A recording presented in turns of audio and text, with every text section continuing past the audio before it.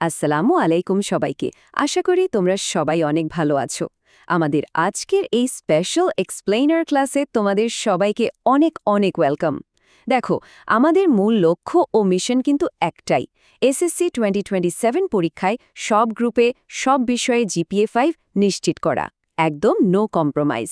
আর সেই মিশনটা সাকসেসফুল করতেই আজ আমরা একদম খুঁটিয়ে খুঁটিয়ে আলোচনা করব বাংলাদেশের ইতিহাস ও বিশ্ব সভ্যতা বইয়ের প্রথম অধ্যায়, অর্থাৎ ইতিহাস পরিচিতি নিয়ে।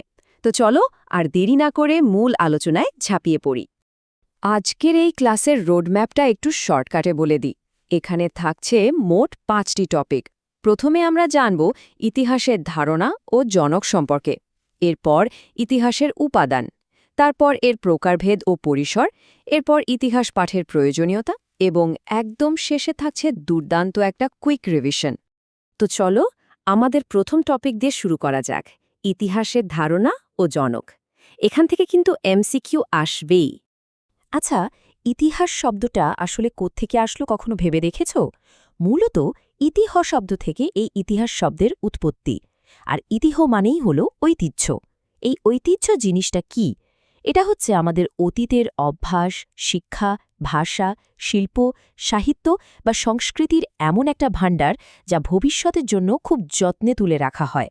অন্যদিকে ইংলিশ হিস্ট্রি শব্দটা কিন্তু এসেছে গ্রিক শব্দ হিস্টোরিয়া থেকে। সোজা কথায় বলতে গেলে ইতিহাস হলো এমন একটা টাইম ক্যাপসুল যা আমাদের ফেলে আসা অতীতের সবকিছু একদম পারফেক্টলি সেভ করে রাখে ভবিষ্যতের জন্য। এখন ইতিহাস নিয়ে বিখ্যাত কিছু ঐতিহাসিকদের দারুণ সব সংজ্ঞা আছে, যেগুলো বোর্ড পরীক্ষায় বারবার ঘুরে ফিরে আসে। যেমন ধরো, ঐতিহাসিক এইচ কার চমৎকার একটা কথা বলেছেন। উনি বলেছেন, ইতিহাস হলো বর্তমান ও অতীতের মধ্যে এক অন্তহীন সংলাপ। জাস্ট ভাবো কথাটা কতটা গভীর, তাই না? আবার ডক্টর জনসন কিন্তু একটু কড়া ভাষায় বলেছেন, যা কিছু ঘটে তাই ইতিহাস, যা ঘটে না তা ইতিহাস নয়। মানে ইতিহাস হতে হলে তাকে একদম লজিক্যালি বাস্তবে ঘটতে হবে। মন গড়া কোনো রূপকথার গল্প দিয়ে কিন্তু ইতিহাস হয় না। এবার আসি ইতিহাসের জনকদের কথায়। আর এখানেই বোর্ড এক্সামের সবচেয়ে বড় ফাঁদটা পাতা থাকে, যেখানে অনেকেই কনফিউজড হয়ে যায়। ভালো করে খেয়াল করো, যদি জিজ্ঞেস করে প্রাচীন ইতিহাসের জনককে, তখন উত্তর হবে গ্রিক ঐতিহাসিক হেরোডটাস। ওনার বিখ্যাত বইটার নাম হচ্ছে হিস্টোরিস। কিন্তু যদি প্রশ্ন আসে আধুনিক ইতিহাসের জনককে, তখন কিন্তু অ্যান্সার চেঞ্জ হয়ে যাবে। তখন উত্তর হবে জার্মান ঐতিহাসিক লিওপল্ড ফন র্যাঙ্কে। এই দুই জনকের পার্থক্যটা একদম মাথায় সেট করে নাও। আর হ্যাঁ, র্যাপসন সাহেব আর একটা দারুণ কথা বলেছেন। ওনার মতে ইতিহাস হলো যে কোনো ঘটনার একদম বৈজ্ঞানিক ও ধারাবাহিক বর্ণনা। রাইট। এবার আমরা চলে যাচ্ছি আমাদের দ্বিতীয় অংশে, ইতিহাসের উপাদান। এটাও কিন্তু এক্সামের জন্য সুপার ইম্পর্ট্যান্ট। দেখো, অতীতে যে সত্যিই কিছু একটা ঘটেছিল, সেটা ঐতিহাসিকরা কিভাবে প্রমাণ করেন? কিছু তো এভিডেন্স বা প্রমাণ লাগবে, রাইট? তো যেসব তথ্য প্রমাণের উপর বেস করে এই ঐতিহাসিক সত্যটা এস্টাবলিশ করা হয়, তাকেই বলে ইতিহাসের উপাদান। এটাকে আমরা ব্রডলি দুটো ক্যাটাগরিতে ভাগ করতে পারি। একটা হলো লিখিত উপাদান আর অন্যটা হলো অলিখিত বা প্রত্নতাত্ত্বিক উপাদান। এই দুটোর পার্থক্যটা একটু ভিজুয়ালি দেখে নিলে তোমাদের ব্রেনে একদম গেঁথে যাবে। লিখিত উপাদানের লিস্টে আসলে কি কি থাকে? প্রথমত থাকে বিভিন্ন জীবনী গ্রন্থ, যেমন সন্ধ্যাকর নন্দীর লেখা রামচরিত কিংবা বাবরনামা। দেশীয় সাহিত্যের মধ্যেও অনেক রেকর্ড থাকে, যেমন কলহনের রাজতরঙ্গিনী। তবে এক্সামিনারদের সবচেয়ে পছন্দের জায়গা হল বিদেশি পর্যটকদের বিবরণী।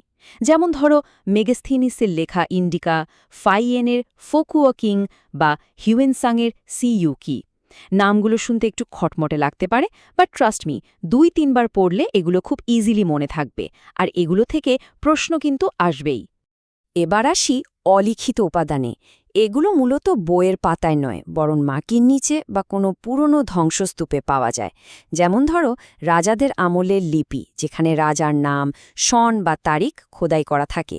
এছাড়া পুরনো আমলের মুদ্রা, স্থাপত্য বা ভাস্কর্য। আমাদের বাংলাদেশেরই কিন্তু দারুণ কিছু প্রত্নতাত্ত্বিক নিদর্শন আছে। বগুড়ার মহাস্থানগড়, নওগাঁর পাহাড়পুর, কুমিল্লার ময়নামতি আর নরসিংদীর ওয়ারিবটেশ্বরের নাম তো তোমরা শুনেই থাকবে। সৃজনশীল প্রশ্নের উত্তর লেখার সময় যদি এই উদাহরণগুলো ঠিকমতো দিতে পারো, তাহলে ফুল মার্কস পাওয়া একদম গ্যারান্টিড। তো আমাদের GPA-5 মিশন কিন্তু পুরোদমে এগিয়ে যাচ্ছে। এনার্জিটা ধরে রাখো। এবার আমরা দেখব তৃতীয় অংশ, ইতিহাসের প্রকারভেদ ও পরিসর। ভৌগোলিক অবস্থানের উপর ভিত্তি করে ইতিহাসকে মূলত 4 ভাগে ভাগ করা যায়। এগুলো হল স্থানীয় ইতিহাস, আঞ্চলিক ইতিহাস, জাতীয় ইতিহাস এবং আন্তর্জাতিক বা বিশ্ব ইতিহাস। কনসেপ্টটা খুব সিম্পল।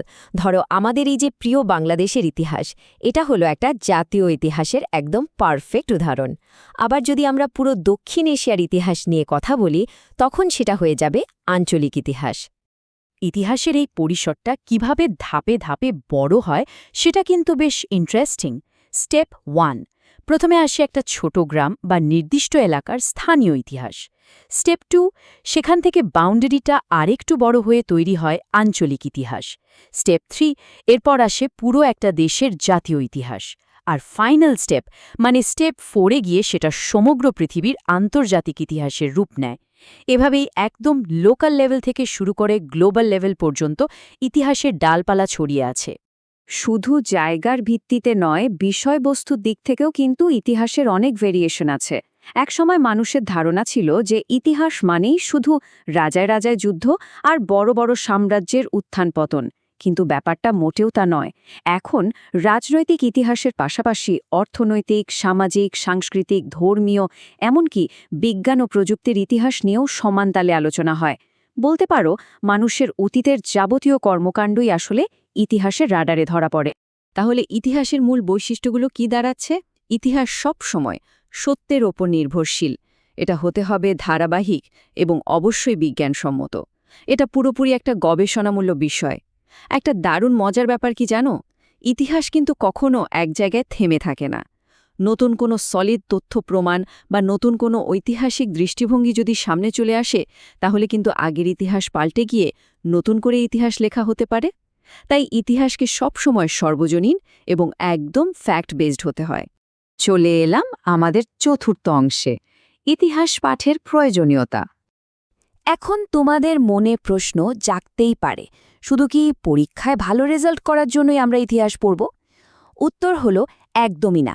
আমাদের বাস্তব জীবনে এবং আমাদের মাইন্ডসেট তৈরিতে ইতিহাস পড়ার গুরুত্ব অনেক। প্রথমত, ইতিহাস আমাদের জ্ঞান ও আত্মমর্যাদা বহুগুণে বাড়িয়ে দেয়। কিভাবে? এই যে আমাদের নিজেদের দেশ, আমাদের জাতি, আমাদের শেকড়ের পরিচয়, এগুলো আমরা কোত্থেকে পাই? ইতিহাস থেকেই তো। যেমন ধরো আমাদের মহান মুক্তিযুদ্ধের ইতিহাস। যখন আমরা পড়ি যে কতটা ত্যাগ আর সংগ্রামের বিনিময়ে এই দেশ স্বাধীন হয়েছে, তখন স্বাভাবিকভাবেই আমাদের ভেতরে এক অসীম জাতীয় গর্ব আর আত্মসম্মান বোধ জেগে ওঠে। দ্বিতীয়ত, ইতিহাস আমাদের দারুণভাবে সচেতন করে তোলে। অতীতের ভুলগুলো থেকে শিক্ষা নিয়ে আমরা আমাদের বর্তমান অবস্থাটাকে আরও ভালোভাবে বুঝতে পারি আর ভবিষ্যতের জন্য একদম নিখুঁত প্ল্যানিং করতে পারি। আমাদের সমাজটা কিভাবে আজকের এই অবস্থায় এলো, কিভাবে জাতীয় ঐক্য গড়ে তুলতে হয়, আর সবচেয়ে বড় কথা, যে কোনো অন্যায় বা অবিচারের বিরুদ্ধে কিভাবে মাথা উঁচু করে রুখে দাঁড়াতে হয়, সেই সাহসটা কিন্তু আমরা এই ইতিহাস পাঠ থেকেই পাই। আর এরই সাথে আমাদের মূল চ্যাপ্টারের আলোচনা শেষ। ক্লাস তো শেষ, এবার পরীক্ষার খাতায় 100-তে 100 পাওয়ার জন্য চলো 1 মিনিটে একটা কুইক রিভিশন দিয়ে নিই। এই টেবিলটা লিটারালি তোমাদের জন্য একটা সোনার খনি। চলো ঝটপট মিলিয়ে নিই। প্রাচীন ইতিহাসের জনককে হেরোডোটাস, আধুনিক ইতিহাসের জনককে লিওপোল্ড ফন র্যাঙ্কে, ইতিহাস শব্দের অর্থ কী, ঐতিহ্য বা এমনই ছিল, বর্তমান ও অতীতের অন্তহীন সংলাপ, এই কথা থেকে বলেছেন E.H. কার, লিখিত উপাদানের উদাহরণ কি কি, সাহিত্য, ধর্মগ্রন্থ আর বিভিন্ন পর্যটকের বিবরণী, অলিখিত উপাদান কোনগুলো, মুদ্রা, শিলালিপি আর প্রত্নতাত্ত্বিক নিদর্শন, ভৌগোলিক প্রকারভেদ কয়টি, 4টি, আর ইতিহাসের পরিসর কতদূর, সুদূর অতীত থেকে একদম বর্তমান পর্যন্ত। ব্যাস, জাস্ট এই টেবিলটার একটা স্ক্রিনশট নিয়ে নাও। পরীক্ষার আগে রাতে রিভিশন দিতে এটা জাদুর মতো কাজ করবে। শুরু থেকে শেষ পর্যন্ত আমাদের সাথে থাকার জন্য তোমাদের সবাইকে অসংখ্য ধন্যবাদ। আজকের এই অসাধারণ এবং গোছানো স্টাডি নোটটি তৈরি করেছেন KZ আদিব। EY একাডেমি, তাই ওনাকে স্পেশাল থ্যাঙ্কস।